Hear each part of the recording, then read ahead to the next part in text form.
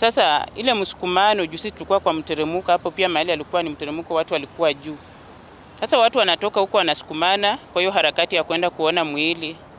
Walitoka huko na force kuanguka. Sasa kuanguka wakaanguka na hiyo fence, wakaangukia watu wenye walikuwa chini.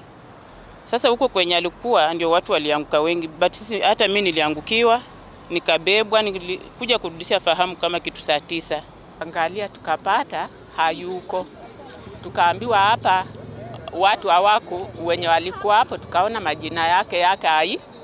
Ikabidi tukuje. Nikawaambia hii barua tumepewa Lang'ata ni ya kusema tuende City Mo. Tukakuja mpaka City Mochari. Ndio vile tumeingia hapo tukaona tukapata mwili. Nimepoteza mke wangu. Sikujua nini itafanyika hii. Na mimi kuja kugundua nimegundua leo asubuhi. Bibi yangu amekufa.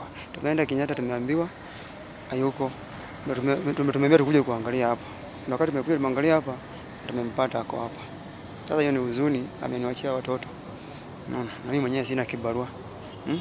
Kutoka tukiwa hapo wadogo, no matter the hardships, alikuwa hapo anasema for every dark night there is always going to be a brighter morning. Like msiangalie challenges, angalieni the positive side. What are you learning?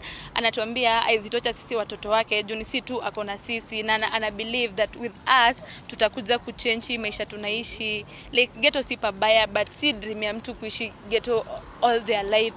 Plus mama alikuwa anaamini ni sisi tutakuja kumtoa kwa shida, ndio maana alikuwa na hustle kila siku.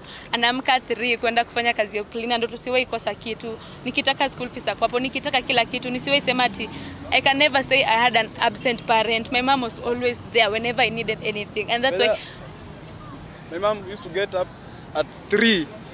Imagine 3 o'clock, like most people bado wana doze, do like sasa usingizi yao iko best, like but my mom anatoka anaenda job, anatembea over 12 kilometers just to provide for us. Na najua si ati hakuna mtu yote alikuwa ame intend ati jana itakuwa hivi ama hivi. Hata yeye najua angejua tu, hata angepata fracture kidogo angetoka home. Like ajali imetokea, like so si kitu tu tunalilia current, like can you help us like sort her, like tumweke kwa mchanga, rest in peace, alafu from there on sasa sisi tunaanza kungangana na life tujue, but we have lost a great person.